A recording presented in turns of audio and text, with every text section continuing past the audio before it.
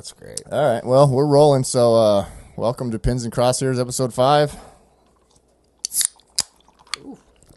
Ooh. We got this beer. My wife picked up this variety pack the other day. This is Shiner Tex Hex is the brand. This is their Wicked Haze Double Hazy IPA. So, How's it taste?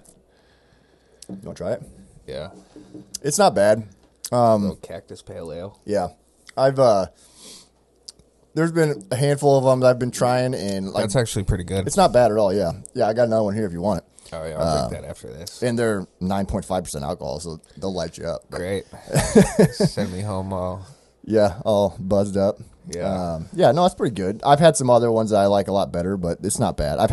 There's only been one I've had that I really didn't like, and that was that hazy hearted IPA. That one it didn't taste anything like a hazy IPA at all. It just wasn't. Anything with the fish is kind of a letdown on it. I know. I was like, oh, it looks cool, so yeah, let's go with that. If it's not a Camo Bush Light can, I know. I'm not drinking it. I wish they'd just do the Camo cans year round, but we always just get these. But yeah, so today we got Chris Lucas on the podcast. I was actually going to ask you, because I was like, is Lucas your last name?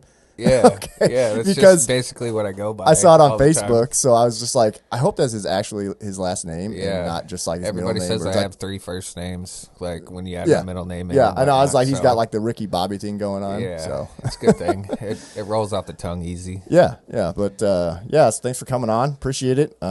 Always fun to have somebody on, and obviously we are both into a lot of the same stuff. You probably do a little bit more than I do. You have a Yeah. little bit more free time. You were just ice fishing today, so Yeah, I just got off the ice today. Yeah.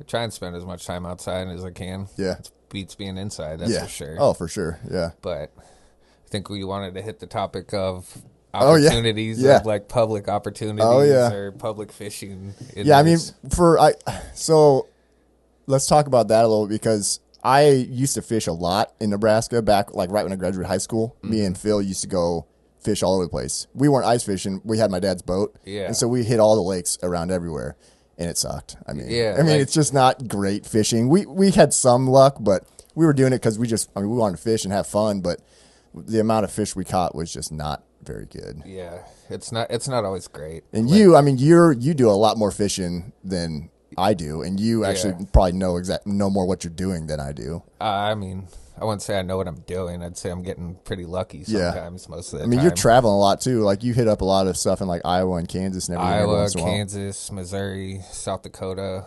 I think I had 5 states fishing license last year. Oh wow, jeez. So- Where's your favorite so far then? I don't know. I'm really fond of central, like Missouri, like Oh, the really? Ozarks, Truman. Stuff I've never like even been that. down there. Everybody always tells me it's great, but I've just never been down there. I love it. Is it? Like springtime, fall time, before you get like mid tourist season, Yeah. it's great. There's Yeah. no boats, no nothing. Really? But you go down there and prime summertime. Yeah. It's a party lake. Yeah. Right. On the Yeah. Ozarks. That's what I've heard. But Truman, it's the complete opposite. So there's no houses Okay. whatsoever. Where's Truman at then? North of Lake of the Ozarks. Okay, so it's just close to literally the river system that flows into Lake of the Ozarks. Yeah. Like it starts at the Truman Dam. Okay. But you go to Truman, and it's just flooded trees, the whole entire lake. Yeah. It's surrounded by flooded trees, rock, Right. no houses, no wake boats. Oh, that sounds great. No nothing, no. Yeah.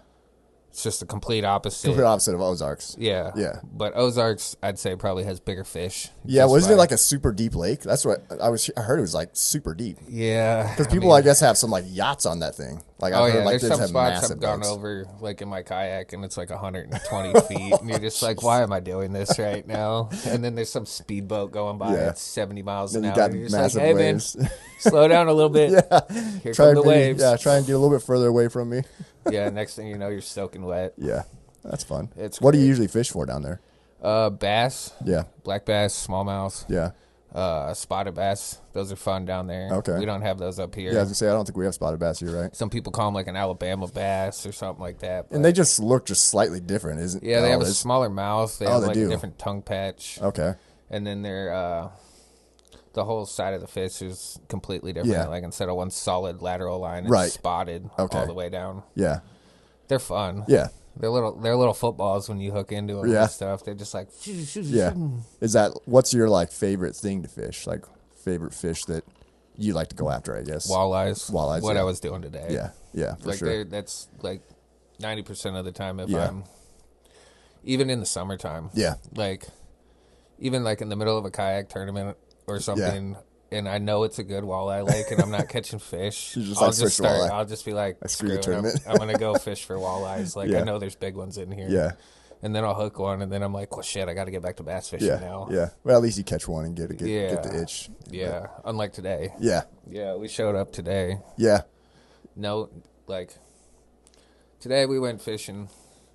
Like off topic of like Truman and all that. Like Yeah. today I went fishing, knowing I was coming up here. Yeah. So I was like, I'm gonna go fish like my childhood lake that Yeah. I grew up fishing. Is that where like, you fished the most back then? Back then, yeah, Yeah. because like we could ride our bikes there, Right. Or my mom would take us up there. We'd hit the bait shop. She'd buy us a Yeah. bucket of minnows, and then just let us go run off on the dock. Oh, nice. And we have no clue what we're doing. Yeah.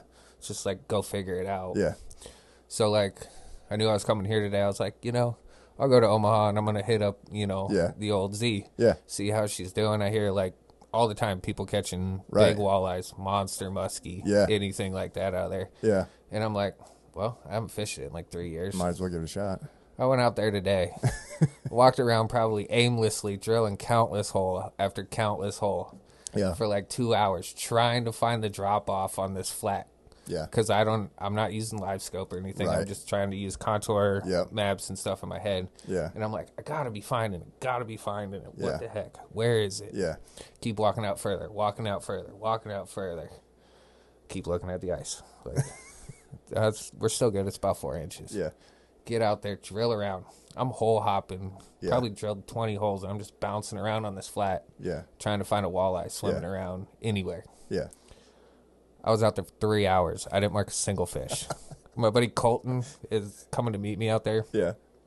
He gets off work and he's like, all right, I'm about 15 minutes away. Yeah. I hook up with the fish instantly after that. No way. He comes out. He sits down 10 minutes in. He hooks like a 4-pound catfish through the ice. He's like, shoot, this is great. Yeah. And I'm like, You're like, yeah, cool. Sure it is. I've Yeah. been here, I've been here for freezing my ass 3 off hours. for 3 hours trying to find fish.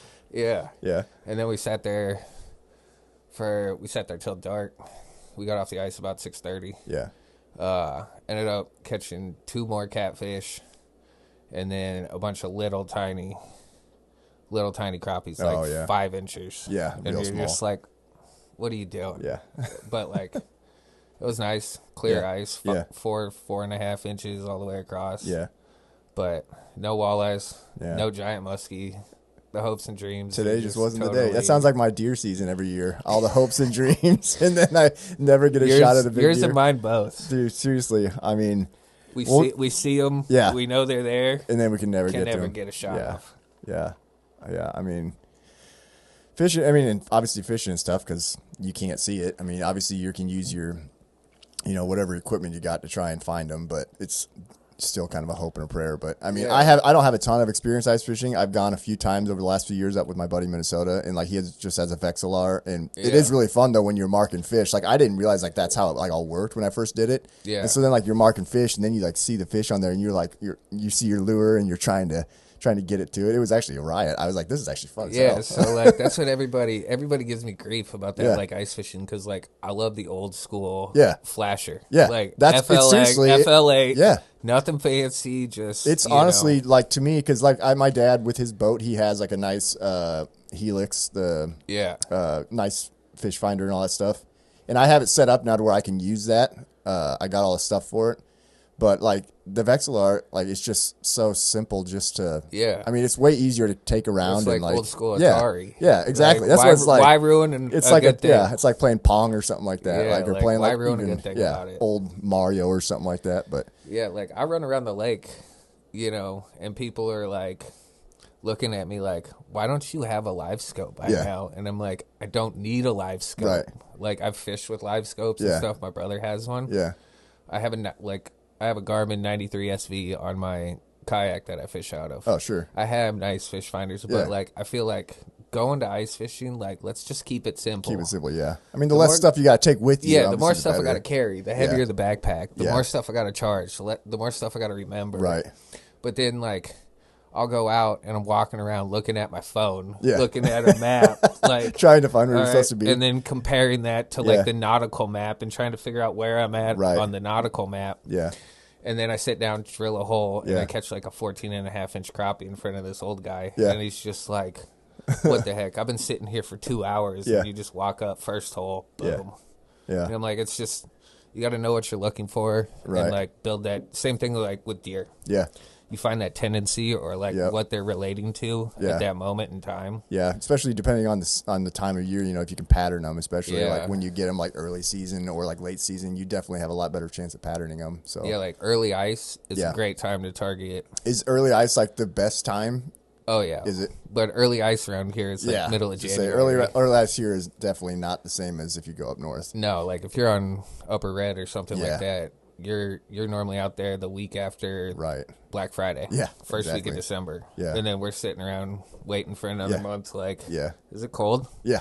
Nope, it's still Nope, 50. Still 50s. Yep, Yeah. hanging out. Yeah. I know it's different down here with ice fishing. And that's part of the reason I think I never really got into it down here because I was like, I never even knew if the ice got thick enough down here to fish most of the time. And I was just like, I mean, You got to get really comfortable with 4 Yeah. inches. Yeah, down I don't here. have enough experience with it, and I just whenever I go up to Minnesota, it's fine because we can just drive the truck out there and like go anywhere we want because Yeah, that's, nice and thick.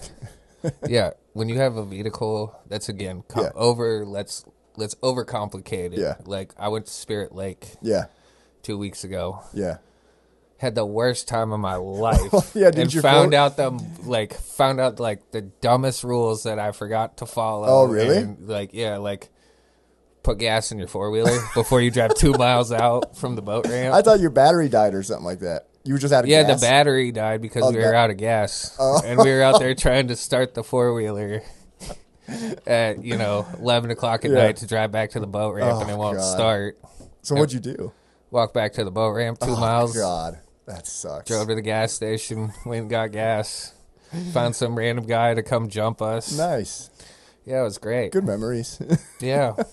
Did you have any luck though? It looked like you caught a few fish. Yeah, we caught some good perch. Yeah. One eater walleye. Yeah. A bunch of small ones, and then a couple really nice I was pike. gonna say I remember seeing a picture of one of the pike that was really nice. Yeah, we caught a 27 and a 29. Oh, nice. There you go. Wrong species again. Yeah. We were looking for Right. a I swear walleye though, that size. that's even the experiences I've had ice fishing. It's like you could be on crappie or walleye or whatever, and then just out of nowhere a pike just shows up. I Yeah. mean, that's happened to us Yeah. a few times I've gone. We've had that It's happen. like fishing with live scope. Yeah. You'll see the way, or like an underwater camera. Yeah. You'll see how the fish are reacting or relating to your bait. Yeah. But then also, like you'll have a ball of perch underneath you. Yeah. And then next thing you know, watch them on the live scope and they're all just Just gone. disperse, yeah. And then You're like, oh, 2 minutes later, here here comes comes the a 2-foot snake swimming by, and you're like, oh, that's Yeah. why they're gone. Yeah. I know it's funny up north, there's always a lot of guys doing the spear fishing for pike. Have you ever seen that? That's one thing I was talking about with my buddy Ashton last Yeah. night. I was like, you want to go to South Dakota? Yeah. Because he's from there. Oh, sure, yeah. In that like Lake Thompson area, Yeah. Webster. Okay. And I was like, you want to go spear some pike? Yeah. He was like, why? And I was like, why not? Yeah, why not? Like, you stand there, and that's primal as it comes. I know. Like, I'm surprised you haven't went out and tried to spear a deer. You know, I thought One of of you this guys. year I could have. I had Between you, Teddy, Yeah. Ben, and all them, Yeah. like, none of you guys speared a deer yet? No, I just haven't gotten into it. I don't know. It's kind of weird. I mean, I got to focus on killing with a bow first. I mean, I've been struggling enough in the past few years to do that. I But- can't even shoot one with a But rifle. what's funny is this year I had so many deer literally directly underneath me this year that never even knew I was there. I could have speared a deer. Like if there was a year to do it, this would have been the year. I had at least 4 or 5 deer that were right underneath me, and I obviously I don't have a spear with me, and Yeah. but like I could have. Like this would have been the year to try it. Should put that on your everyday carry. See if I can get an expandable one. Yeah. Have you seen those spears that they use for that though? Oh, yeah. Like they're massive. They're they're I insane. think they're selling them at bomb guards now locally. No way. Yeah, I think they're like There's- $59.99. Well, and the spearhead on it is like it's massive. Oh, yeah. Like, it's huge. Could you imagine making that out of a rock? Oh, I know. Yeah, like sitting there yeah. and then tying it to a stick Yep. and then trying to do that? Yeah. I don't know. That'd be. I was just actually talking about this with a guy at church the other day who hunts and stuff, and we were talking about how like easy we have it compared to like what it used to be like just in life in general, like how they had to live back then compared to how we live now, and how we're so just soft compared to him. I guess you can say that, but I mean, it's also made it a lot more complicated. Yeah. In the aspect of like, the growth has affected deer hunting. Right. COVID Yeah. has affected fishing, deer hunting, Yeah. anything outdoors. Yeah. Like that's blown everything out of the, market. And now everybody that Right. was like, oh, maybe I want to try deer hunting or maybe I Yeah. want to go fishing. Yep. They're going out, have no idea what they're doing. Yeah. And those are the guys busting you on publicly Dude, and walking we were- right up to you. Me and Teddy had to go, and we were with my dad, and we had to go get an alternator for my dad's truck, and we were at O'Reilly's up here in Elkhorn, and I had just gone duck hunting that morning with my buddy, and so I was talking to him about that. We were just standing there by the register waiting for the guy to grab the part, and I'm talking about duck hunting, and this dude just like jumps into the conversation. He's like, "Oh yeah, I go hunting," and we're like, "Oh really?" We're like, "That's cool." Oh, He's I like, love "Yeah." those. He's They're like, good "Yeah, I old go." boys. He's like, "Yeah." He's like, "I didn't go this year, but I went the last couple of years. I go deer hunting." We're like, "Oh, that's cool. Do you like hunt public land or what do you do?" He's like, "Yeah, I go public land with a rifle." He's like, "I just go walk around." He's like, "It's always crazy." He's like, "I just walk around." He's like, "I'll see these guys up in a tree stand, and I'll just go see if I can get as close as possible to them without them knowing." Oh my God. I was just like, "No." Don't even get me started on that Oh, topic. I was like, "Dude, you're that guy." I was just like, "Oh my God." Don't get me started on that Oh, topic. yeah, you had a fun time this year, deer hunting, right? Yeah, public land, Western Nebraska rifle hunting. Yes, sir. Let's just get that topic off the thing right here. Everybody on YouTube, Facebook, Instagram, anything Yeah. thinks Western Nebraska is the dream place to go for a mule deer. Don't come here if you're soft. No. Don't. It's not worth it. Yeah. We went around. We stayed up there for the whole 9 days. Yeah, you were there for a long time. 9 days. It's strictly public ground after. I mean, I hunted my private piece up there once. Yeah, but you weren't even having good luck up there on the private piece, weren't We you? didn't see anything. Yeah. And normally I could just walk through it and, bump one up, Right. bump two up, see what's going on. Yeah. But public, man, what a grind. Like, it's just, I think I had a different story every day about something stupid. I look forward to your snaps every day. I remember the first 4 or 5 days I'd get a snap from you, and then after that I wasn't even getting any more, and I was like, it must be getting bad. Yeah, first day was great. We slept in our trucks. Yeah. We knew exactly where we were going to go. I knew it was like a deer highway. Yep. We walked in there. Probably saw 8, 9 deer. Yeah. Cool. Nothing I wanted to shoot. Yep. Went, checked out another spot. Started walking up this hill. Right when we bump over the hill, right walking through the tall thickets, everything, is some dude just stomping through there with a rifle. Like, I could give it to him if he's a pheasant hunter or something, but, they're bedded in that. Right. So what are you doing? Most people don't. They just don't know that. Yeah, so, I just walked a mile and a half over this hill, because, out there, you can't see what's over the next hill. Yeah. Yep. So I was like, all right, whatever, first day, no big deal. Then we get, a couple more days in, we pull up to the same spot that we hunted the first day. I think this is day 3 or 4. Yeah. And you can just pull off the road, Right, and hike in there or whatever. I've been sitting there for half an hour. Yeah. Because there's a time change difference there too. Right. I've been sitting there for a half hour. This guy literally can see my warning lights, and then turns and parks off the road on the other side. Yeah. 30 yards in front of me, and I'm just flashing my brights at him, and he's so he comes over, backs up, drives down, and he's like, I was here first. What are you doing down here? And I was like, man, I've been sitting here for a while. Yeah. I'm gonna go this way. Yeah. You're more than welcome to go that way or this way or whatever. I'm gonna go here, and this is where I'm gonna go. Yeah. He made a whole ordeal and then just stormed off. Oh my God. Didn't see any deer that day. Didn't matter. Of course not. Well, then progressively the week just got worse and declined. worse. Yeah, I'm sure all the pressure and everybody just stomping around. They were just pushing the deer everywhere. Well, I think it was day 6, day 7. Yeah. We're let's go to the forest. Yeah. Let's go in there and push as deep as we can into that. And my brother's all right, that sounds, we got to go early. Yep. We got to hike in, go all the way downwind, walk all the way around from where you think you're going to be. Right. And then we're not even going to be there. Yeah. So we do that. We walk all the way around. We get to the spot at 3:30, 3:45. Yeah. I send my brother 100 yards down a little bit further to watch the other ridge. Yeah. And it's just a big channel right through the middle. Yeah. Like a power line almost. Sure. Deer relate to power lines. Yeah. So we're sitting up there. It's about like 4:15, 4:30 sunsets. 4:57. Yeah. 4:55. Right. About half a mile down, here comes the Orange Army. No. Just marching. Marching. There's 3 of them. So, like, I stand up, Yeah. walk out into the middle, and put my hands out like this, like, hey, man, we're up here. Yeah. Don't walk up here. Yeah. The dudes literally walked directly up to me at, like, 5 o'clock at night, like 4:45. Like prime time. Oh, yeah. And they're just like, hey, man, what's up? And I'm just like, this is a good way to get shot. Yeah. And they're like, what? And I was like, everybody here has a gun. Yeah. And you guys just decided to walk up to me on the second to last day of deer season. Yeah. After I've been in the woods for 4 hours, I haven't seen any deer. Yeah. And just ruined my hunt. Well, especially if they see you from a distance, like like have the courtesy of, hey, like, don't walk somebody's up there. there. Okay, I'm gonna go this direction. But the Orange Army is like, hey, you seen a deer? Yeah. How's it going? Yeah. Like, what's up? Where are you from? Yeah. And I was like, you guys obviously aren't from around here. Do you guys understand that we're hunting right now? Like, yeah, but this goes back to these are the people from out of state. Oh, they were. Where were they from? I don't know. Yeah.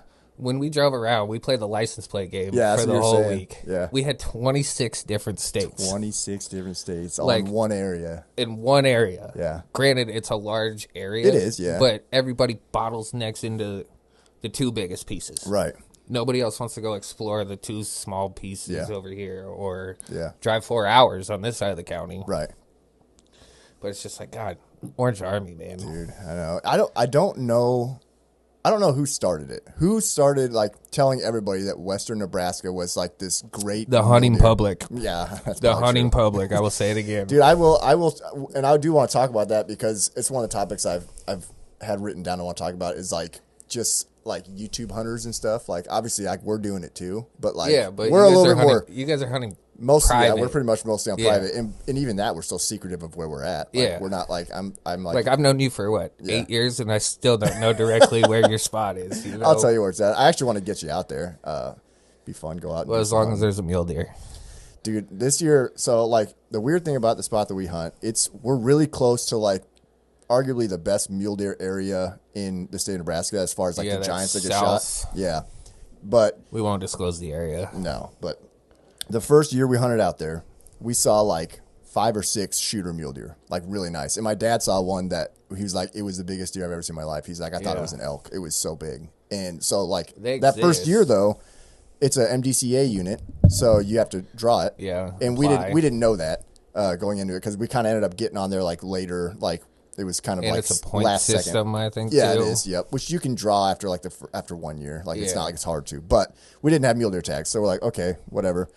And we saw tons of great mule deer. We could have killed just a bunch of studs. And we're like, dude, next year is going to be sick. And then that's next what year, I thought this year too. Yeah. And then the next year, they were gone. We didn't see like a single mule deer. And then the next year, still didn't. Every once in a while, we'd see a random small little buck and some does, but all the big ones were just gone. So, and this was the first year when I got that one on camera. That was the first nice mule deer we've seen in like 6 or 7 years now. Yeah, that's what I learned from the rancher this year. Like those mule deer. Yeah. They're going to migrate maybe a 300-mile, 400-mile span. Really? Over a season out there in the sandhills. That's out there. interesting. Like, they go, like, they can go and just go and go. Yeah. But he's like, wait till it snows. They're eating the hay bales in the front yard. It's pretty easy to shoot one then. Yeah. Because there's no food out there. That's true. That's true. I know. I remember when we used to hunt up by... actually not far from Valentine on public land up there. Yeah, but it was I'm more east of like Valentine. Staplehurst area when I'm hunting out there. Yeah, so we were basically straight east from Valentine. We used to hunt public land up there, and we shot a couple of muleys there and saw some really good ones too. But I remember talking to one of the farmers there, and he always said, he's like, the big mule deer, he's like, I don't even hunt them until December.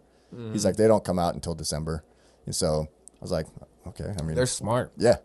Like the first time I ever drove into the private ground I had out there. I was like, turn off the highway, and I'm like, all right, Jeff, start looking for deer to my brother. And literally 2 minutes in, my brother's like, deer, deer. And I was like, no way. Yeah.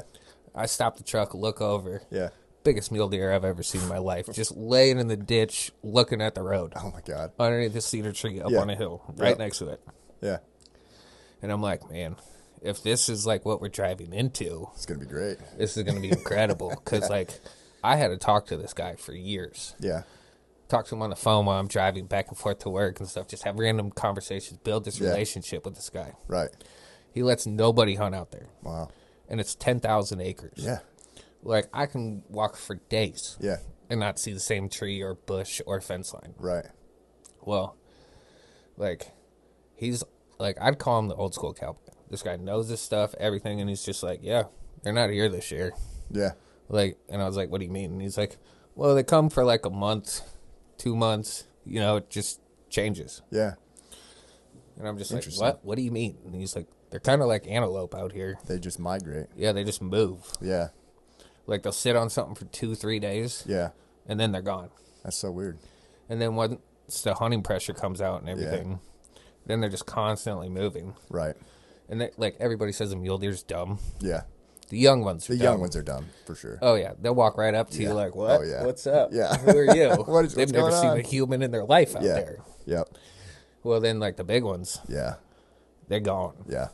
They know how to get big. It is interesting because, like, this year, and I don't know if it was because of me or not, but I had that big mule deer, and he was running with, like, 8 or 9 other mule deer. Yeah. And so when I finally got out there, I hadn't been in that area, and so I got in that area, and, like, I got in, like, where I got in and clean and stuff like that, and I didn't know if he was in there or not because it's a really small patch, but they had been there. I was out there the night before glassing. Yeah, I remember saw you a talking bunch to of me them about this. I saw a bunch of them out there. Didn't And then see you're like, I found where he bedded. Yeah. I found where he bedded. Yeah, I mean, I was positive I knew where they were going to be, and then I ended up seeing all the mule deer, but I never saw the big one. And then I wasn't even getting any more pictures of him. He snuck out before you got up. He must have, and then I thought for sure at some point I'd see him, but he must have just pieced out. I mean, those big bully, big mule deer. Yeah, the ones I've always seen, like the big ones. Yeah, they're by themselves. Yeah. Like, they're not grouped up with a doe. Right. They're not. Yeah, I figured he was probably just there because of all the other ones. Like, he was looking for a doe at that point, but then he must None of them were hot. Yeah. And he's just like, bounced all right. out. And, like, think about it. He could walk 20 miles down the road to the neighbor's farm by the morning. And that's the thing in the area that we hunt, and it's probably similar to where you are. Like, the deer, there's not a lot of pockets where they can really stay, like, and have a lot of protection. So they are, like, for them to go from one area to the next, they do got to travel a long ways just to get to that next, like, pocket of, protection for them. Yeah, like last year, we had them so patterned on the private ground. Yeah. I knew where they were going to be every day. Right. This year, you're like, all right, let's go check those spots right away. Yeah. Nothing. No sign at all or anything. No sign, no nothing. And you're just like... yeah, you're like, what's going on? Yeah, like the cows aren't in. There's no horses in here. There's no nothing. Yeah, so you think, like, based off of last year, it should be... You're like, this should be here. Right. It's a little bit colder. Yeah. But did the cold push them somewhere where there's alfalfa or rye or some type of grass? Yeah. Because there ain't nothing out there. No, it's just straight sand hills, isn't it? Yeah, it's just one hill after another. Yeah. You're just like, all right, let's hike to that hill. Hopefully there's something over it. Get up there, and then you're like, well, shit. Now I got to walk to the next hill. Yep. Then you're like, shit. Now I got to walk to the next hill. Like last year, I think we did 50 miles on foot. Wow. This year we bought a 4-wheeler, took it out there, and between on foot and 4-wheeler, we did 120 miles. Just to have, like, no deer. Plus driving. Yeah. Plus driving around. Yeah. You can still drive a lot these of it. drives aren't like... No. You're like, all right, I'm staying in Valentine. Yeah. Well, I want to go down to Stapleton. Yeah. That's a 2-hour drive to get to Stapleton, and then to get in an hour before shooting light. Yeah. And then I have a 2-hour drive back after end of shooting light. Jeez. And then, like, driving these roads every night for, like, 2 hours. And then not killing a deer. And then you're driving down the road, and they're all on the ditch. Oh, of course. And you're just like, about to just pull my truck into the ditch and hit one of these on the next side. Hit them. Yeah. Yeah, like, it's just, like, it drives you insane. That's probably why so many people spotlight them. Yeah. I mean... Poaching in Nebraska is definitely a problem. For sure. Like, the Beaumarsh, that's typical, And sad thing is, like, they were only one in that whole thing. Yeah, like, there was they a killed ton multiple deer, though. Yeah. Yeah, that's a whole interesting scenario. I listened to like him and talk about all of it and explain all of it. And, He doesn't say shit. yeah, I mean, they essentially in He's the like end, an attorney that's a hunter. yeah, they got off on conspiracy of poaching or something like that. That means we know you did it, but we can't prove it. Yeah, basically they couldn't prove that they did it, but they knew other people were doing it. Essentially, is what he was saying. He's like, we should have Guilty known by association. We should have known that this was going on here. Yeah, but yeah, again, another YouTube hunter. That's the thing. Like out there, when you're hunting, like me and my brother had a serious talk. Like on the way home, we're like, this dream of like a trophy mule deer. I know it exists out here. Yeah. But like I'm working my butt off for the past. You gotta get lucky, even if you work hard. I'm working my butt off for the past 2 years, putting in the time, working, hiking, putting in the miles. Yeah, and it's just not paying off. But I think that like comes down to the hunting pressure. Yeah, it comes down to everybody thinks that because Nebraska is probably the easiest place to get an over-the-counter mule deer check. Yep. It's gotten better. They are getting better at it. But they watch these YouTube videos from the Hunting Public or people like that, Chris B. Yeah. And they watch granted, he hunts on permission. He's not hunting public. He's on private. Yeah, yeah. That's what I'm saying. He's on private. He hunts the same same one ad you see on Facebook. Yeah. Yep. Where the guy's got a bunch of trophy mule deer and you have to pick which one you can shoot. Oh, okay. 3,500 type of deal. Yeah. Because like I've looked into those options out there. Yeah. But those guys are like growing deer. Right. It's almost like a high fence. Yeah. And then at that point, it's like you're not even cleaning your own deer. Yeah. Like they're going to go drive you out in the side-by-side. Yeah. Put you here. Yep. All right, wait till he walks in front of you, now shoot it. Yeah, it's like, what fun is that? And then they're going to drive you to go pick it up, throw it in the side-by-side, go throw it in the back. Yeah. Go gut it, clean it while you go take a shower. Yeah, eat some breakfast. They're going after those high dollar guys that's what they want. They want the easy, just like show up and shoot a deer type thing. Yeah, but like the public land thing is like you get those guys like myself, that don't have the money to pay that. But then like nobody comes out there and respects anybody else because they're an asshole because I'm on a budget, I'm on a time crunch. Like I know there's deer, but there's not. Yeah, and then. Like, it just doesn't get fun. Right. But, I mean, like, I've met some great people, like public land hunting. Yeah. That I will say, like, I made friends for life for. Yeah. Like, when we were up there, I met these guys from Illinois. Yeah. Just at the hotel, standing outside. I was like, you guys kill anything? Yeah. They're like, nah, man, we've been here for 3 days. We haven't seen anything. We don't know what we're doing. Like, this place is kicking our ass. Yeah. Well, I was like, all right, well, what are you guys doing tomorrow? They're like, oh, we're going to go to this area. And I was like, all right, well, you want to just come with me? Because that's kind of where I'm going. Yeah. And they're like, what? What do you mean? And I was like, just come with me. Yeah. I hunt out here regularly. Yep. Come with me just so you don't bust my... Right. Like, let's give us all an opportunity. Let's give us ourselves the best chance we can. Yeah, like, let's work together here to create an opportunity. Yeah. They came out. They're from Illinois. Yeah. There was like a 22-hour drive or something, he said. I bet. And I was like, what? He's like, I was like, yeah. Okay, well, come with me. Yeah. They came had the time of their life. Yeah. We shot a limit of ducks. No way. Everything. Like, they're just like, man, this place is incredible. Like, thanks for bringing us with, you know? And I was like, thanks for not blowing it. Yeah. Like, I'll treat you guys with respect. I'll let people hunt with me or show them. Yeah. But, like, everybody else, like, that's watching these YouTubes or anything that you see walking around in the woods with a camera or, like, 3 dudes. Yeah. You're just like, man, you guys are ruthless. Totally ruthless. Like, yeah. I mean, that's part of the reason I... Like, you got a camera crew. You got a guy following you, you know, like... I know. I mean, I do some of that, but it's mostly on private. Like, we hunted public land for so long, and we had so many deer blown out by other hunters. Like, me and Teddy had a chance at a giant. It makes you like question your life when you get blown out by somebody else. Oh, I was ready to shoot this dude's truck. I mean, it was because the spot we were hunting is like there's this one spot you can drive basically right through the middle of it, and we were set up and we had these 2 mule deer down in front of us down this little ditch. They'd gone down in there, and we're like, it was a small buck and a doe, and I was like, man, I bet there's another one in there, and we're sitting there and all of a sudden this truck comes driving through. We're like, what's going on? This giant mule deer comes busting out of there and just goes running. And I was like, oh my, I was so pissed. I was like, I'm literally like aiming at their truck. Just like, obviously I wasn't going to shoot, but like I was furious. Oh, it's yeah. like, I wanted to shoot those three public land hunters. Oh yeah. You're when just I was like, in the dude, forest. what are I was you doing? like, really? Like, yeah. And they're like, I don't know why you're getting so mad. And I was like, you just ruined my whole hunt. I've been in here for 4 hours, and you just ruined the whole thing. You just walked right up to us. Yeah. That's the thing. Like, anytime I hunt public, if I see somebody, I'm not going close to them. I will go as far away as possible to avoid making sure I don't mess up their hunt. I mean, well, like, that's the thing. Like, most of the time, you get somewhere in the morning. Yeah. And, like, if somebody pulls up next to you, take the time to get out, introduce yourself. Yeah. You know, don't be an asshole. Yeah, don't just show up and just be like, I'm doing this and I'm going to go do this. Like, Yeah. talk to somebody. Yeah. Like, work out a plan, try and work together. Be like, hey, man, I'm going to walk this way. Yeah.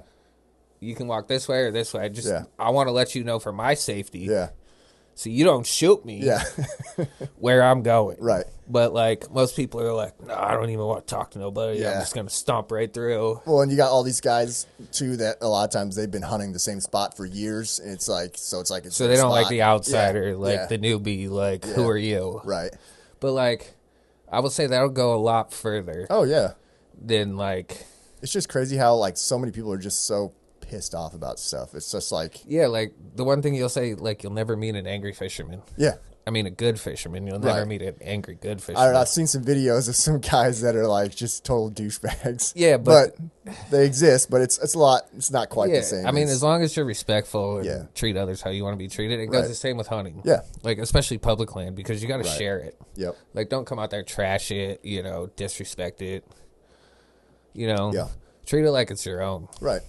But, like, people don't. They don't give a shit. They're just like, let me go throw my trash over here. Yeah. Let me go take a dump over here in the woods and leave it.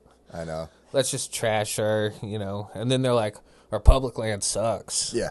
Like, our public land, there's no opportunity. There's no deer, no nothing. And I was like, yeah, because you go out there and treat it like crap. Yeah, exactly. How's it going to exist if you don't take care of it? Right. Just... simple things that... Yeah, it's unfortunate. Because, like, you put in, like, private land hunting. You take the time to groom it. Right. Because it's your land. Like, you take care of it. Yeah, exactly. Why not take that same concept... to public. Yeah. But you need to understand, like, be respectful. Talk to people. Right. Don't just think you're going to do it my way or the highway. Yeah. Because you're sharing it with... It's not your land. Like... Yeah, but you're sharing it with 10,000 other people in a 20-mile radius. Exactly. Like, because everybody can pick up that book... Right. And flip through it and be like, let's go to that one. Yeah. Like... Yeah. Just treat it right. Yeah, and it's tough, too, I'd say, because it depends on what you're hunting, too. I mean, like, because I guess, like, I pheasant hunt public land mostly, and most of the time when you're pheasant hunting, you drive up, there's a truck there. You're either like, all right, somebody's already here.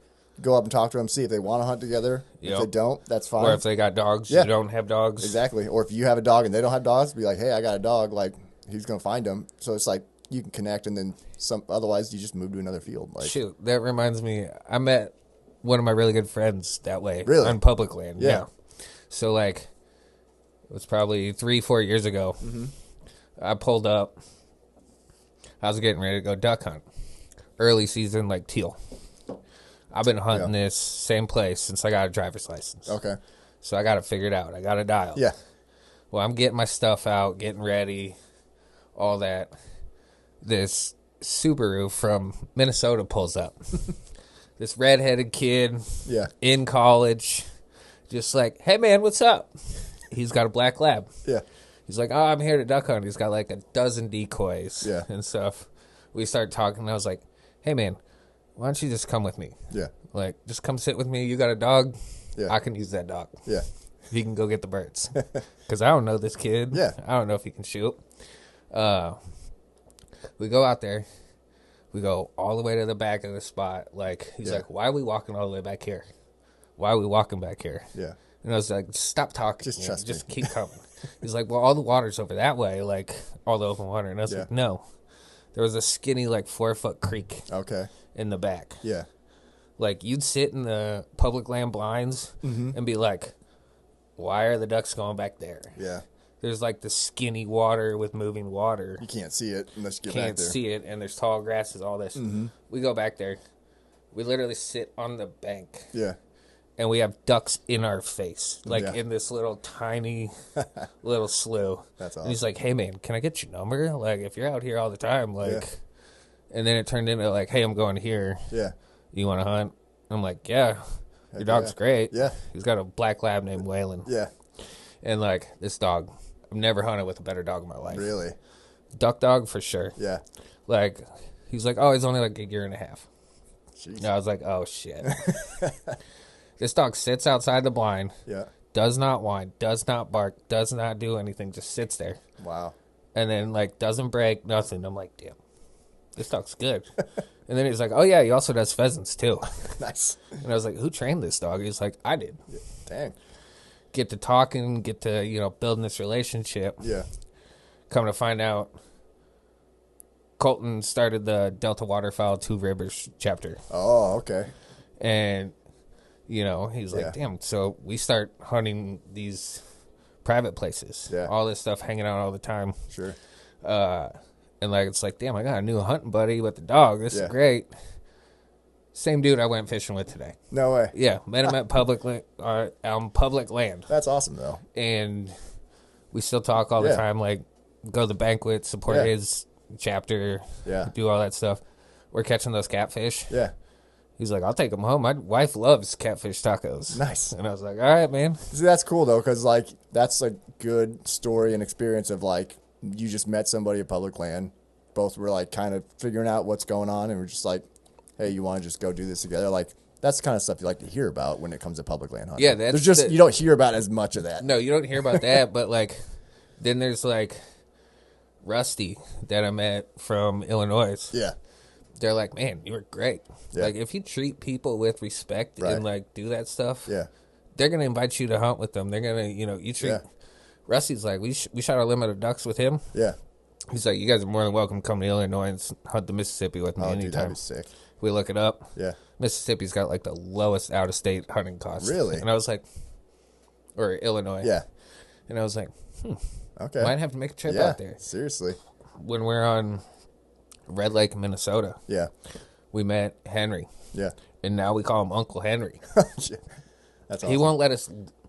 We can stay at his house, use Yeah. his stuff. Yep. He showed my brother how to get in. He's like, even if I'm not here, Yeah. whatever. We've known this guy. We've hung out with him like 4 times. Yeah. But he's just like, you guys are good people. Right. Yeah. Here you go. Exactly. So, like, now we can go to Upper Red Lake, That's sweet. do whatever, Yep. and we just call him Uncle Henry. That's awesome. And he's the craziest dude you've ever met in my life.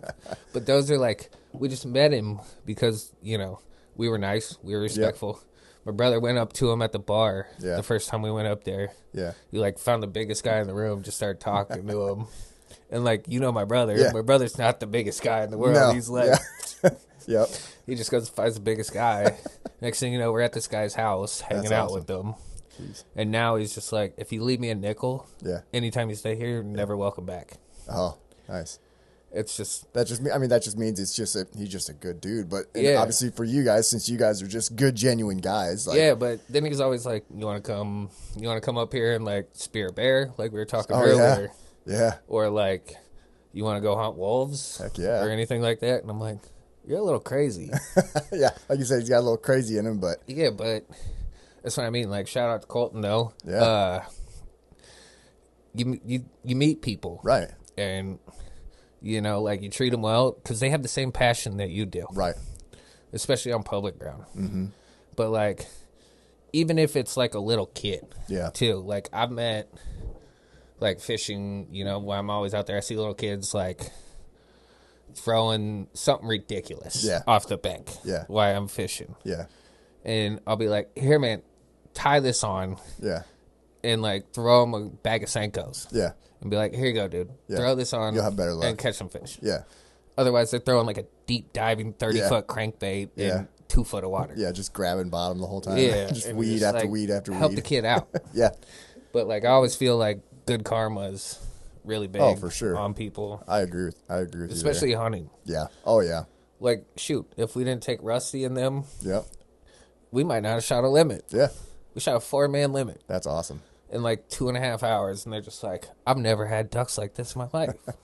But like, if we would have fought together or fought against each other, probably would have flared both our birds, and we only would have shot like 2 or 3. Yeah, exactly. Yeah, that's the thing. If you work together with something like that, like you can have a really, really good time and a lot better experience. Or like if you are going to march through the woods on public ground, talk to the dude. Yeah, do a deer drive. Yeah, exactly. At least have somebody set up on the opposite side where you're going to push them out. Yeah, yeah. But nobody thinks like that. No, it's very far it's and all between, one for eye and all for one. Exactly. Yeah. Especially on public. Yeah, I know. Public land is. I don't know what it's like in other states. I mean, Mike, you got to come out for the good times on public land. You're sitting there cushy, dude, private land. I'm like getting during the rifle season. I'm getting bougie. I don't know. I don't really. I still don't really rifle hunt much. Like I'm only getting back into that because my kids are at the age now. And it's been fun. Actually, you're gonna let them shoot a bigger one though. If a bigger one than what's behind us, I'll let them shoot anything that walks out in front. I mean, you're not gonna be like I'm shooting that one moment. Or that's it depends. If it was that, I know. If you've been watching it all year, I would say it depends. Because like that big mule deer, you know, like if that one water walked out, I would give me the rifle. I would have shot it because it's like Braden. He's 1 for 1 on shooting a deer with a rifle, but he still has not shot that much or doesn't get a lot of practice. Yeah. So like if that deer is under 100 yards, I think he's gonna kill it. But if it's like, 150, 200, like, then I'm like, okay. And if it's a deer like that, where it's like, I mean, that's maybe a once in a lifetime deer for me as well, too. If I feel comfortable that he can make the shot, I would let him shoot it. But if it's at a spot where it's like, I don't know. If that's like 180, 190, 200. Yeah, it's like, I just know because he hasn't had the practice at that range. So that's the bigger thing for me, I guess, would be if I know he can make the shot, absolutely, shoot it, go for it. But I don't know. I haven't been in that situation yet, so I guess if I ever get in that situation, I'll let you know. But I should have let him shoot. I think it's dad's rights, though. Yeah, I mean, I think it's fun getting anybody on a good deer. I don't know. I'm one of those people that I obviously want to like kill a big deer myself, but I have just as much fun if I help somebody get on a good deer. Oh yeah. That I don't know why. It's just like I love being that guy that like me and Teddy obviously are hunting the same area most of the time. And I love going out there and constantly trying to figure out where the best spot's going to be, whether I'm the one sitting it or not. Like this year, me and Braden sat in I moved this ladder stand and it set it up perfect for him with a bow this year because he really wants to kill him with a bow. Like Dad. Yeah, well, except for I hardly ever kill deer with a bow. I was just going to say, Dad doesn't kill the deer with a bow. Not that I couldn't. I just am picky on what I shoot at. Let's not shoot this. Yeah. Let's not shoot that. But for him, I was like, you can shoot whatever you want. Whatever walks in front of you, you go for it. I mean, at your point, it's what, 4 years? Dude, I haven't shot a deer with a bow in like 5 or 6 years now. Yeah, I was going to say. So at that point, you just got to get the feeling back. I can't say I haven't shot one. I haven't killed one. Like Colton, I was giving him shit today on the lake. Like about the catfish because he wanted to keep it, and he's like, "That's a good eater." And I was like, "Man, you just like everything little, little deer, little catfish." That's what some people are though. Like some people just, I mean, they don't care the size. Colton shot 6 deer last year between Minnesota and Nebraska. Yeah, he shot 6 deer. Yeah, he's like, I don't like steaks. I like deer meat. Yeah, and I'm one of those people that like He's not one of them trophy hunters. Yeah, which is great. Like, and I don't. I mean, I guess you could call me a trophy hunter, but I don't just like shooting deer just to shoot deer. Like, me neither. I'm like, I like there has to be a rhyme to the reason. Right. Like if I just see a fucking spike walk out or a doe, I'm not just like, I'm just going to kill it. Yeah. It's not like, meat in the freezer. Yeah. I'm not living off deer meat. I don't need it. I like it, but I don't need it. Yeah. And so I'm just, and the area that we hunt, the population is not great. So if I go out and kill 3 or 4 deer in a year, that's really hurting our population. Exactly. That's what I'm trying to argue to Colton over here. Yeah. Like, man,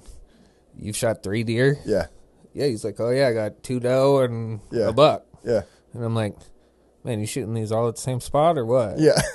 He's like, well, yeah. Yeah. Well, I guess you are shooting public land. Yeah, I mean, You should take what you can get. take what you can get, but yeah, But that's 3 just, deer off of one public yeah, piece. that's a lot of deer. Especially if you're taking 2 doe, Yeah, which could birth 4 deer. right. And 1 buck that could generate, if there's another deer, Yep. maybe 6, Exactly. 8, 10 deer. Yeah, What are we doing? exactly. And Like, you wonder gotta- you wonder why our numbers are down in Nebraska. I Oh mean, my God, they're this- down. No, they say they're not down, but they're dang. down. Yeah, I mean, this year I will say because We're at Turkey State now. I've been which even turkey numbers were down. But anyway, I've been tracking the harvest numbers the last few years just because I've been because we weren't seeing as many deer and stuff. And so we had from starting 3 years ago. So 2 years ago, the harvest numbers went down 20%. Yeah. And then last year it went down another, I can't remember if it was 10%. I think it might have been, or maybe another 20. And then this year it went down like half 5 or 2%. I think it was 2%. It went something minuscule. It was minuscule, so that's why they're saying it's bouncing But they, back. It's they also did we're already, telecheck. Yeah. Sold less permits. Exactly. But we're also still down 20% of what we were 3 years ago. So it's Some counties didn't even sell out. Yeah. Up on yeah. rifle season. Yeah. But I mean, and you just see the amount of people I see on Facebook groups and stuff, they're always like, we're not seeing deer. They're just like, we used to at least just see deer. But some of these guys are on some really good river spots. And we used to have hundreds of deer here. They're like, we're lucky if we see 20. And it's like, I saw deer every day. Yeah. On public which ground, is good. But was it 100 yards from me? Yeah. Was it 2 miles to the spotting scope over there on a hill? Exactly. But I saw deer Yeah, every day. I saw plenty of deer this year too. I just kept seeing the same deer over and over. Yeah. But it's again, that's what they were. Still, it's not like I was, you see a lot of these guys that are like, yeah, I saw 40 or 50 deer today. I'm like, I saw 5. Yeah. But I know where these deer are, but it's not like I have 40 or 50 of them. Or I saw 8 over 100-mile distance. Yeah, exactly. That's what again. You have that many miles of ground, and you're only seeing 8 deer. Yeah. I mean, you'll drive miles. Yeah. Out there in the sand hills, just looking.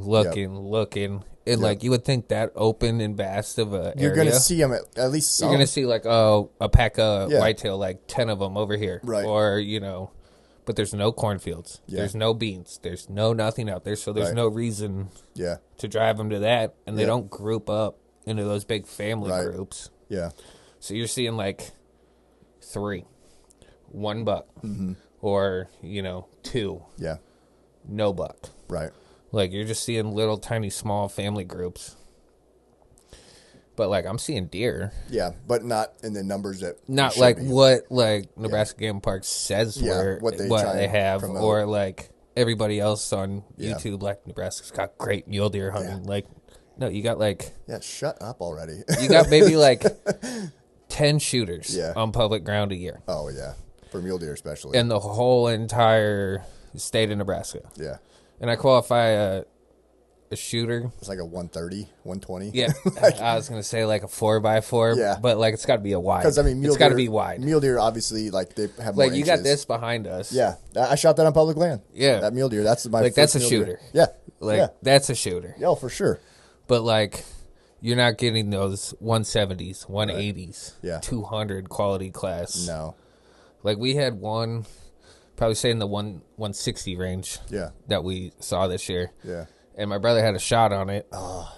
And he's like, I can't see it. Because we're in the timber of the forest. Yeah. And I was like, step to the left. Step to the left. And he's like, what? All he had to do, because there was a doe in front of it blocking it. Oh, sure. So all I could see was a doe. Yeah. So all he had to do was take 1 step left to the tree. Yeah. And he's got the rifle looking at the doe. Oh, sure. And I'm just like, time's ticking. Come on, you got to get this done. Yeah. He takes a step to the left. Yeah. And they just scatter. Oh. So we go work around on him. Yeah. It's standing in the opening. Yeah. Probably 200-yard shot. And I was like, shoot it. Yeah. Shoot it. He's like, I don't see it. And I was like, man, I'm going to get you some glasses by the end of this. If we would have shot that one. Oh, yeah. I would have went home. Oh, heck yeah. Especially on public ground in Nebraska. Yeah. That's the biggest public ground muley I've ever seen in my life. Yeah. And we just stumbled upon it randomly. Yeah. I'm telling you, it takes some luck. I mean, you can be the best hunter out there on public land in some of these areas, but you have to get a little lucky. Like, and part of that, like you said, with like the mule deer, like migrating and getting pushed around, like that's part of it. Like you want to hear the dumbest part about it? Sure. It was bedded probably 100 yards behind somebody from out of state's campground. Oh, no way. Yeah. It was literally like 100 yards behind their God. campsite. And there was like 6 trucks there from like Colorado or something. And they probably have no idea. And they had no idea it's 100 yards because like they'd go push out during the day. Right. So all these deer, while they're gone. Yep. And during the day, while they're gone, they're sleeping 100 yards behind where you're sleeping at night. And then they got up at night and pushed around. Oh, God, that's hilarious. And I was just like, no way. Yeah. But it makes sense. Yeah. Like, the deer aren't stupid. Yeah. They're going to go where the people are. 100 yards from where these guys are sleeping. That's great. But, like, I've noticed that, too. Like, you can pick up their tendencies once you start seeing them on public. Yeah. Well, it's kind of like you said, too, with, like, the hunting public guys. I mean, what do they preach to hunting public? What's the main thing they preach? Go find their beds. Go deep in there. Go find their beds. You got to get way back in there. Go find them where they're sleeping. Yeah. You got to find them where they're sleeping. Yeah. Yep. And so, like, everybody now, that's what they're doing. They're just going as deep as they can. In. But that, I'm not going to disclose the information that I've learned off of that, but that's taught me something very key about hunting public land deer. Oh, yeah. And I really want to say it, but I don't, because then it's really going to get out there. But, like, keep pushing in deep. Yeah, keep pushing in deep. Yeah, you just keep on marching. Going in there. Keep going in there, because, like, it's the same thing. Yeah. That, like, with waterfowl, like, out there on the refuge. Yeah. They know where they can and cannot go. Yeah. Like, they're not dumb. Yeah. Especially when people are out there from 26 states. Right. Tromping around for 9 days. Yeah. And then you got muzzleloader season, archery season. Yeah. So think about the amount of pressure you're getting. Oh, yeah. And, like, you'll drive through there, and it's a huge piece of land. Yeah. But you're going to see 8 to 10 trucks on a daily. Jeez. Like, just, and they're mainly just staying on the road. Right. Like, everybody just going to keep, yep, you know, circling around until they see a deer. And then they're going to go Then they're going to get out and push it. Yeah. And I'm just like, man, you guys are dumb. Like, what are you guys doing? Like, you got to get out. Yeah. But, like, we drive through, there's, like, University of, like, Nebraska type area, like an educational area. Yeah.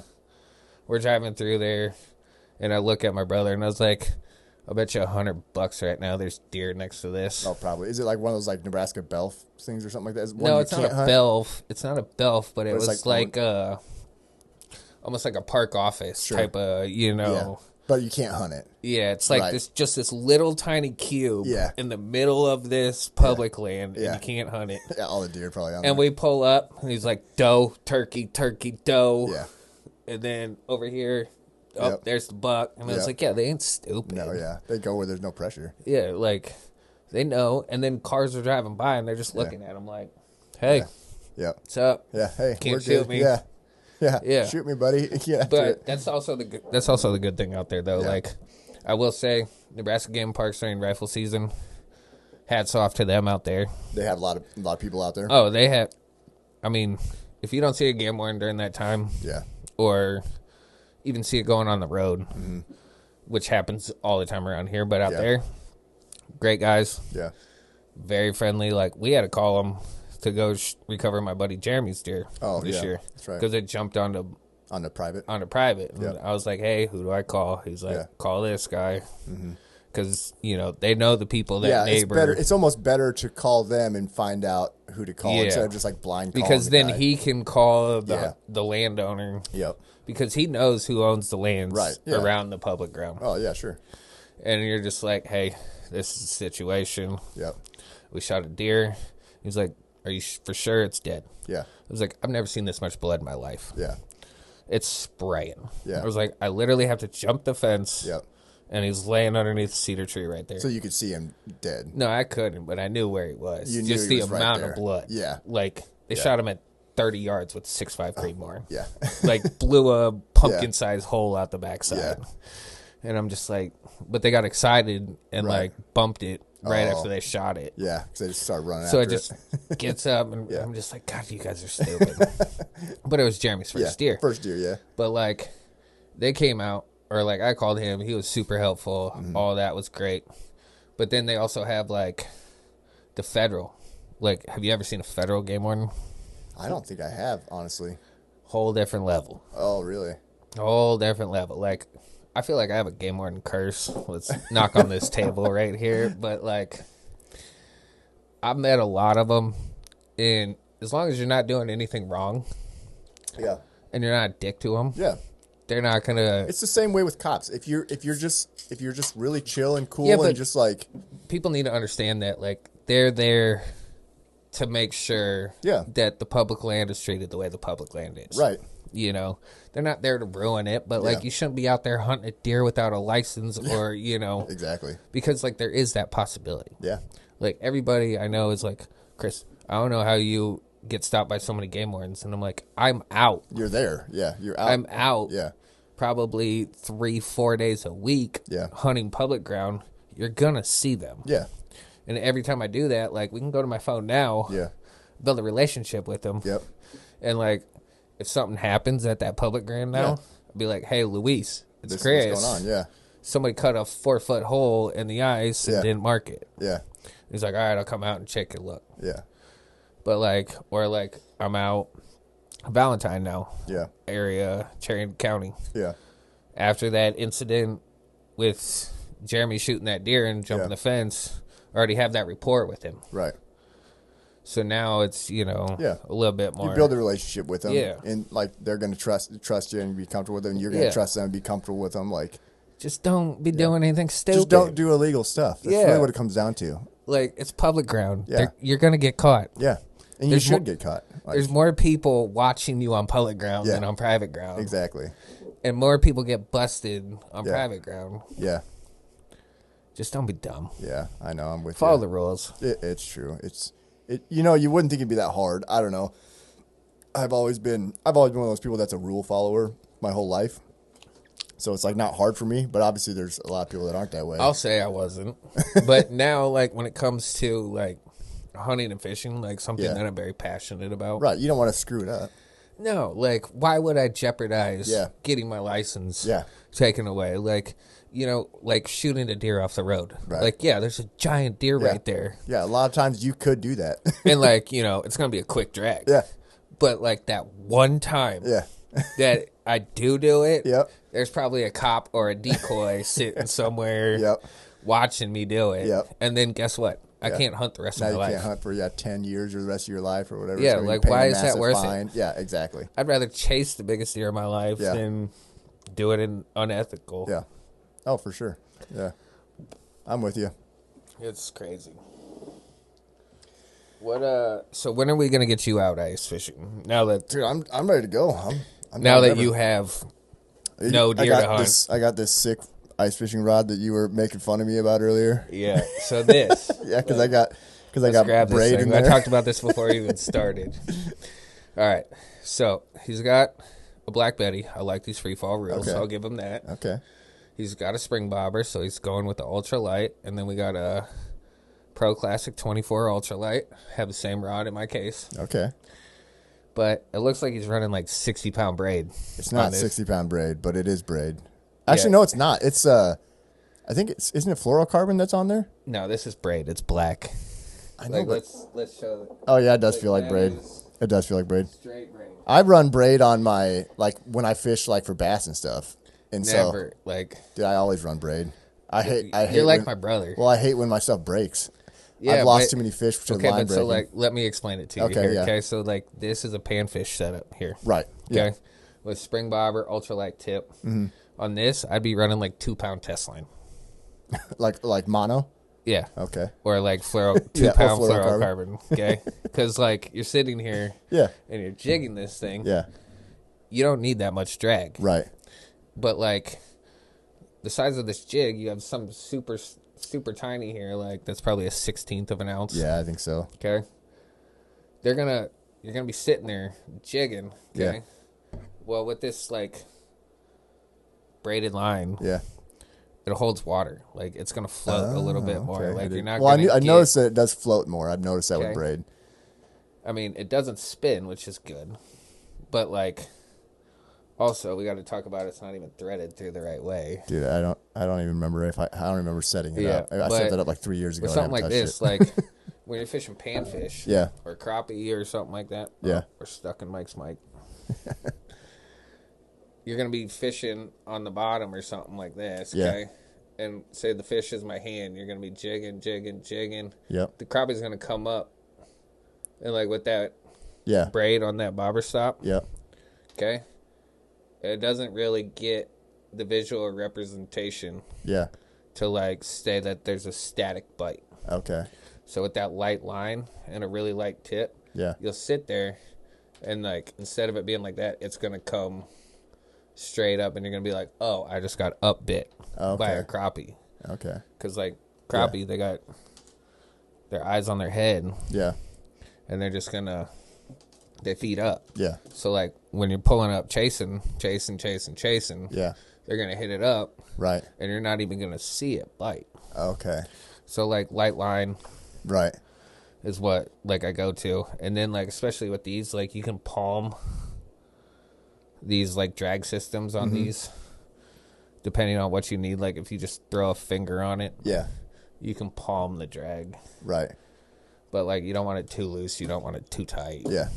But like, you're about good with that, except for probably looks like 10-pound braid on here. It probably is. I always go overkill. But no, we need to get you. I'm a newbie ice fisherman. I don't have I know any like experience, like that time you borrowed my underwater camera. Yeah. Hey, I did see a fish on it though. Yeah. It was cool. I was like, just one. Yeah, I think we saw like one perch. Well, so it was actually funny that day that we used it. We set up in one spot, weren't marking anything, and then we're like, all right, let's go over here. And so we went and moved over to this other spot, and then it was already almost dark by then, so then I didn't even set it up again. And that was when we ended up catching like 9 crappie, like in an hour. Yeah, but what did you see when you used it? Like, did you like process the information where, like, all right, we're sitting here and there's no weeds around, or was there like a mud flat? I don't even remember at that point. I was just looking for a fish. Like, You're like, I want to see a fish on this thing. Yeah, I was just like, I want to see a fish bite my stinking my little lure on there. Like that's also like one of the worst feelings in the world. Oh, when really? You're sitting there and you can see it on camera, and they're not biting it. And like I took out this guy Michael fishing with me, and like this 21-inch largemouth just swims up to this minnow on a hook. Yeah. Opens his mouth. Yep. And just like nips it. Just like kind of pushes just little little baby kiss. And then just swims right off. And it's probably a 5-pound largemouth that we're looking, and he's just like, are you kidding me? I'm like, you must be heartbroken. It happens. That's funny. But yeah, no, we should go out, because I would like to go out and do a little bit of that. You can actually teach me a few things. Yeah, we can bring the kids. My son would love it. Bennett, my 4-year-old, he'll do It's like playing a video game on a flasher. So he's like super into bow hunting. Like he wants to go bow hunting so bad. I have my saddle platform. Just start him with a spear. I probably should. I say this all the time. He's going to be way cooler and kill way more animals than I ever will in my lifetime. He's literally in the backyard. I don't have his bow in here at the moment, but he has. What, behind you? That's actually another one I have that like my daughter uses. But I literally have one of those little diamond. Yeah, compounds. but you're gonna do all the work for him him to kill big deer. That's why he's gonna kill big deer. I'm gonna do my best to set him up on it, but I would just assume watch him kill a deer than me kill a deer. Yeah. But like he goes outside every day, even when it's cold out, and he's out shooting his bow. He's just literally out there just shooting into the target. Shoot, he could go to the Olympics then. Dude, seriously. Like Gold medal from Elkhorn, Nebraska. Heck yeah, there we go. Hanging in the chef. Yeah, there we go. Claim to fame. Yep, claim to fame that'd be funny. But yeah, no, he loves it. He loves doing anything outdoors. Every time I'm like, yeah, I'm going duck hunting or I'm going deer hunting, he's like, I want to go. Shoot, you should come fish the state championship this weekend. It's the ice fishing. Is it really? Yeah, it's the 13th annual Kids White Perch benefit. What day is it? Is it Saturday? It's Sunday. Oh, my birthday. Perfect. Oh, yeah. Shoot, you might have good luck, dude. Yeah, maybe. So how it works is it's a benefit tournament for like a Kids White Perch tournament in the middle of the summer. So basically all that money that like is raised from this gets a bunch of kids to go out. But so Saturday there's a dinner with like a Calcutta auction. Okay. pizza, food, beer tickets. So Yeah. you'd get 4 beer tickets probably since your son can't drink. Oh, nice. Perfect. Yeah. So, but then it's pizza, beer, salad, breadsticks, stuff That's like awesome. that. And then there's a bunch of free raffles, giveaways, and stuff. Oh, cool. It's put on by Nebraska Game Parks, like Fish Association. Okay. I can't remember. And any GF something. Yeah. It's off the top of my head. Whatever. Yeah, I don't Randy know what Tamke runs it, but Okay.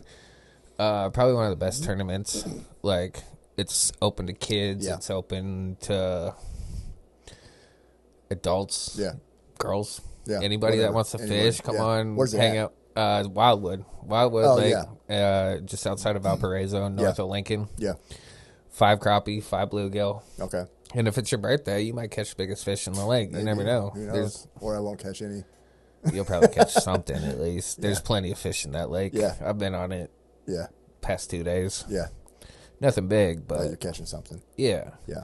And it's great for kids. Like, gets them involved. Like, Yeah. they'll probably do like kids raffle type sure. of deal. Like, I know I gave away a guided fishing trip like 2 years ago to that's cool. like the highest, or to like a random kid. Yeah.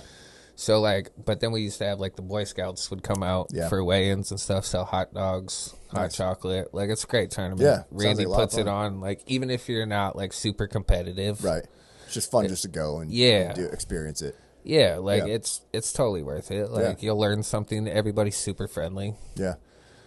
You know, there's not going to be a mean fisherman Right. on the ice. Everybody's there just to have a good time. Yeah, if and you guys want to hang out, meet a bunch of cool guys that'll show you how to fish. Yeah. Like, it's a great way to learn that too. should I show up with my braid on my line, or should I'll give you one of mine, or I'll go outside after this and restring it because I have some line. I'll Yeah. put some better line on there. Maybe a better jig too. Yeah, maybe. I don't know.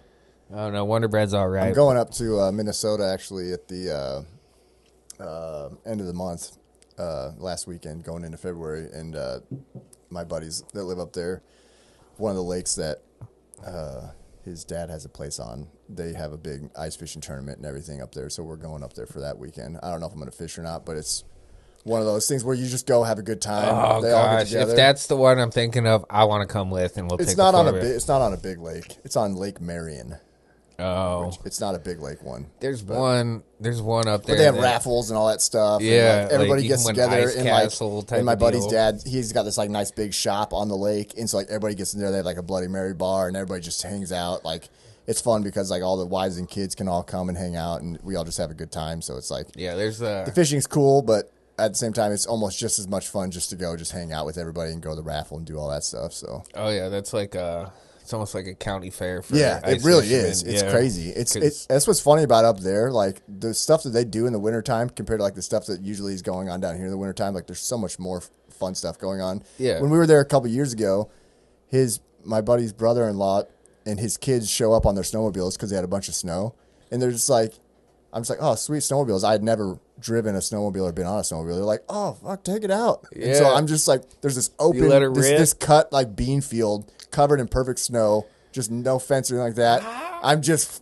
ripping around on this thing, and it was like the funnest time I've ever had in my yeah. life. I was like, that was so much fun. I was like, I want to do this more often. Hey, it was, up north, it was so cool. Up north, they know how to do Yeah, the winter they're like, yeah, game. take that one, try it out. Oh yeah, you think that was fast? Take this one, go on that one. It was so cool. I'm Yeah. just like getting blown away on this snowmobile. Up north's a whole different animal. Oh, dude, it's so fun.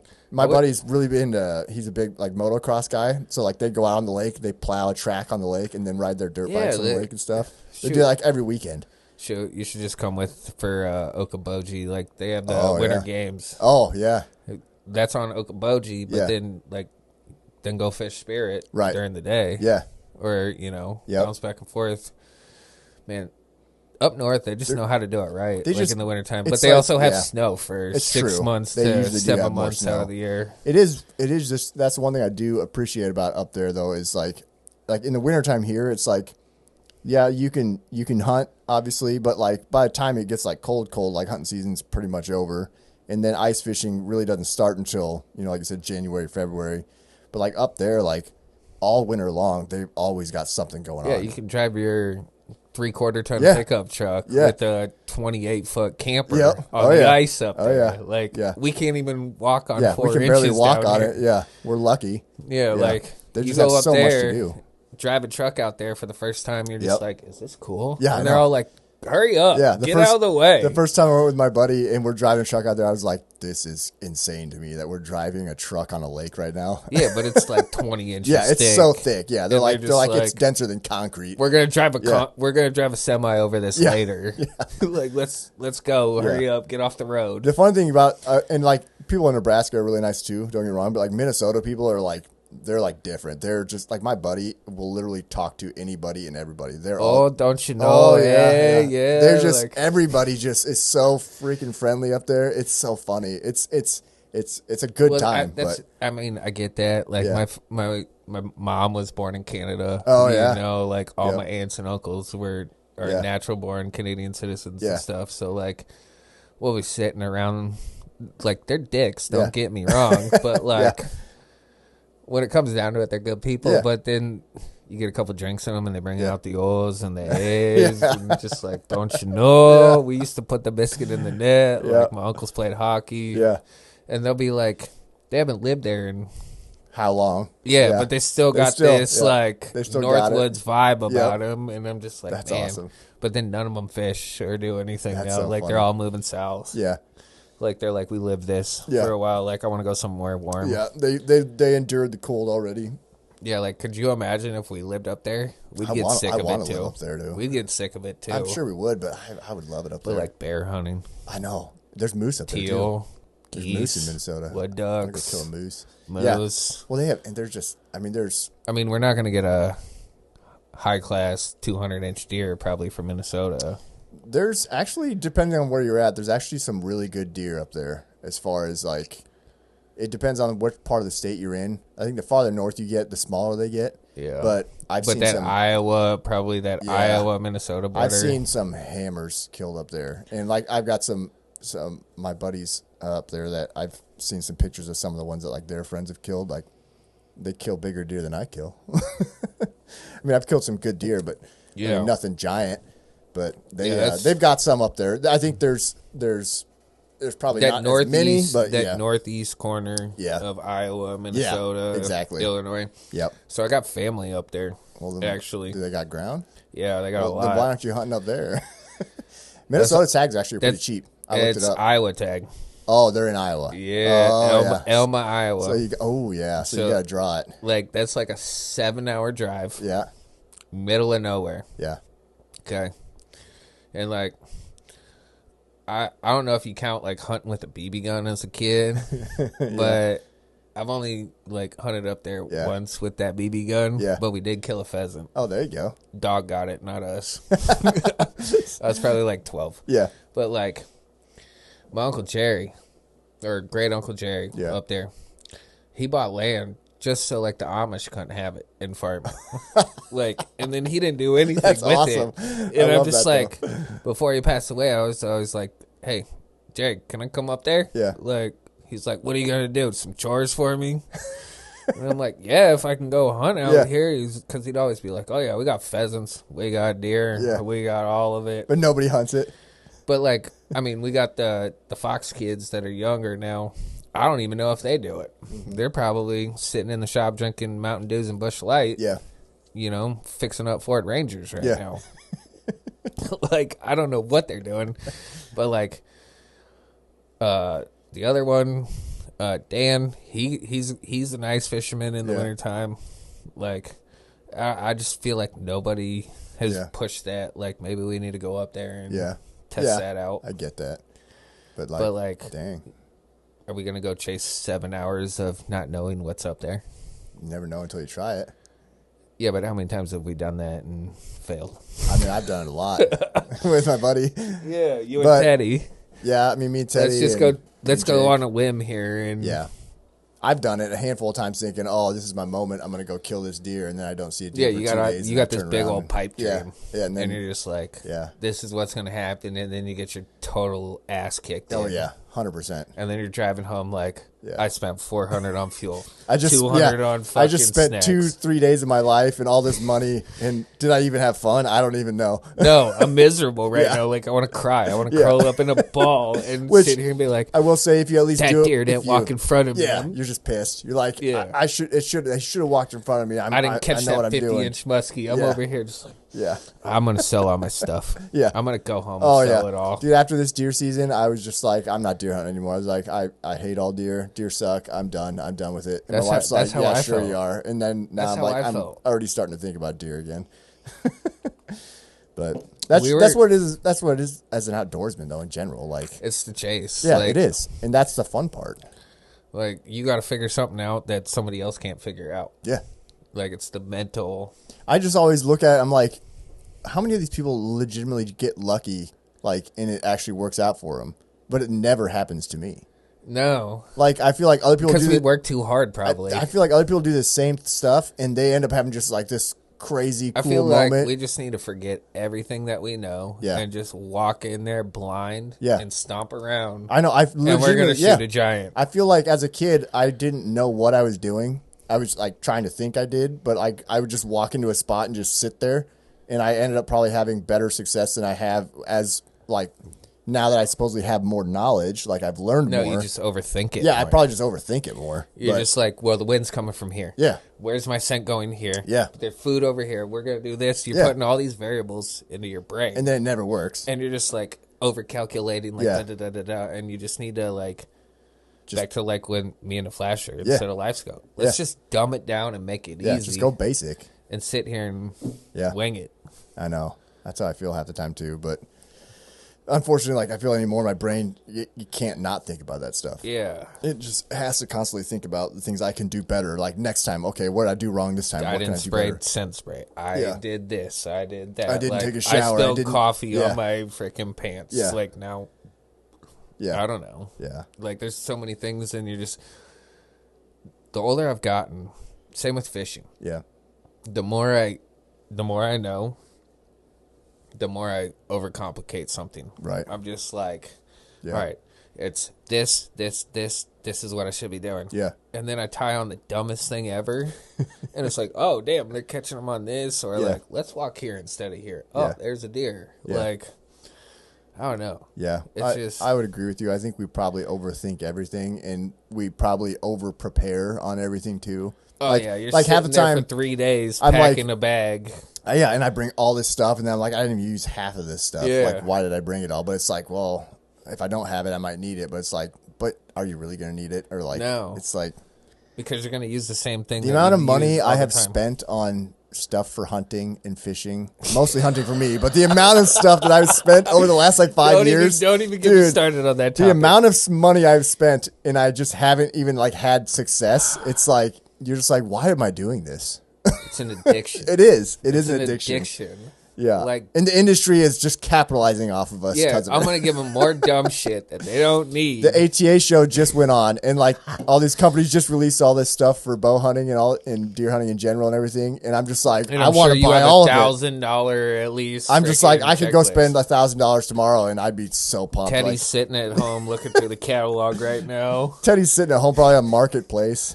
Yeah. Shout out to Teddy. Yeah, we love No, you, Teddy. Yeah, Ted's a good dude. He's better. He got me into those bull stuff freaking games on Facebook, and I never won. Which one? Oh, those raffles. Yeah, he got me I into won. that. He won. He actually did pretty well on those. Yeah, And Phil you- actually did extremely Yeah, well. I you- won one. You, and I was Phil, pumped. I won cash one time. Yeah, I got Phil, Teddy, Mike, yeah. they won everything. I tell you what, they won everything. I'm over here just in the same draws with them, and I'm like, come on. See, is I it did my turn? I did a few of them, and then like I'm not a big gambler. That's my thing.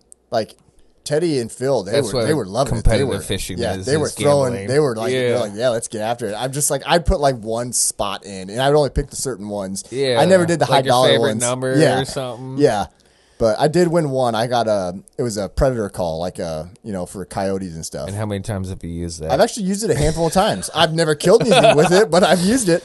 yeah. But That's the only thing I won, but I was good with it. I didn't win anything on there. It was just a money pit. Thanks, Teddy. Yeah. You owe me some deer jerky. He should have some. He killed that good buck. I know. He finally killed a deer. Yeah. Unlike Michael over here. He shot it out of the same stand that I set up for me and Braden. For him didn't to bow hunt. he also shoot a deer on public ground more recently? I thought he did. No, not yet. He still honestly he's shot more deer than you have in the past 5 years. Yeah. Well, he's killed more deer. Yeah. I've shot just as many. Yeah. But no, he's killed 3 years in a row now, I think it would be. Or 3 out of the last 4. He killed 2 years in a row.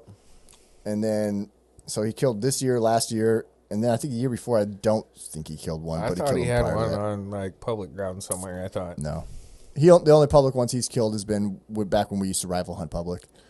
But he's trying to kill one on public. He wants to. But send him out west to chase some mule deer and see how he likes it. I'll send him with you. No, don't come with me. I'm not going there. I was actually looking at coming down where you are this year. You can. There's good spots down there. We found a couple of really good pieces down there. Like, it's way nicer ground than what we hunt for private. Yeah. And if you go at the right time, I think if you go before rifle, like go during the rut before rifle, I think you gotta go. You gotta go shoot like.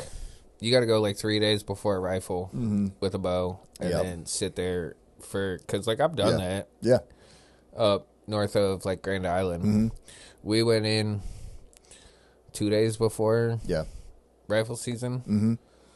I've probably never seen them more fired up in any other public ground spot. Yeah, I mean, me and Teddy have really figured out, and we need to commit to it more. But out where we hunt, which is southwest, the November 8th. Southeast.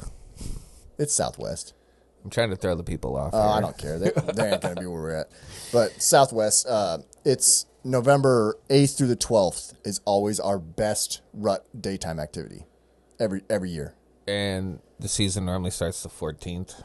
Yeah, so That's rifle second Saturday. It's always the closest Saturday. And this is, I'm going to say this one time. If I don't obviously have that many listeners at the moment, but if somebody does listen to this, because everybody always asks the question, when's rifle season? Why is it this weekend? In Nebraska, if you look in 2 weeks, it's the Saturday. It's the closest Saturday to November 13th.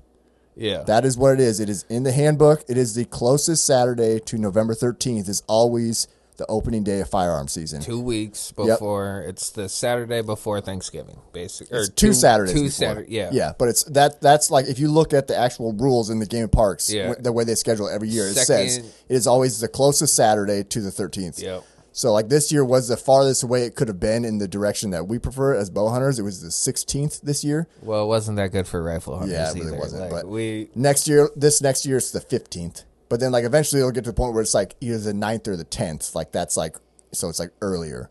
But yeah, so. I don't know.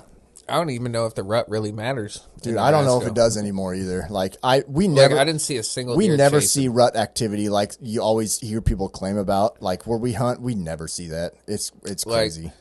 Probably like 6-7 years ago, probably when I met you, I was hunting out north of Grand Island around that time. Yeah.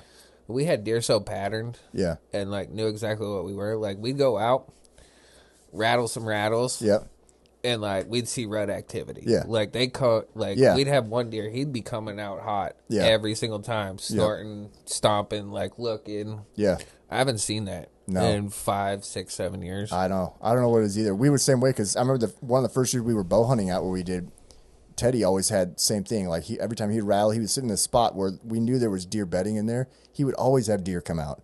Like now, anytime we rattle, like or we don't even see like bucks chasing does half the time. No. Like I'm just like when are they actually rutting? Are we? Like, I feel like it's pushed back more to like December. Yeah.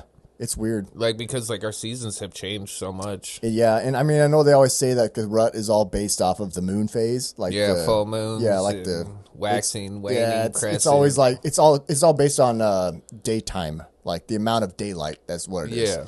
But it's like, I swear, it feels like it's changing. It's weird. Like, what I noticed this year, like, during the rut. Yeah. All the deer were active in the evening. Because we had a full moon this year during rifle season. That's true. Yep. And like No overcast skies. Right. No clouds, no nothing. Everything was moving in the evening. Yeah. And, like, we'd be driving down the road. Yeah. To go, to our morning spot. Well, they're right next to the road eating the fresh grass that's still growing because it's 50 degrees outside, and that's the only fresh grass around. And I'm just like, so how am I going to kill a deer now? Yeah. Unless it's right off the road, because that's where we're seeing them. Yeah. And it's at 5 o'clock in the morning before the sun comes up. Yeah. And they're literally eating that green stubble. Yep. Because, like, go talk to Brian out there on the private ground. He's like, oh, yeah, there might be a little bit of milk grass or something down there, but, like, there ain't much grass growing. Right. They're going to go where they can get food. Yep. It just... I don't know. Deer are a frustrating animal to hunt. I don't even know I'm why. over them. Dude, I would rather go antelope hunting anymore. No. You want to talk about something that's going to make you mad? No, it's probably going to be an I've antelope. hunted multiple times now, and it's way more fun to antelope hunt than deer hunt.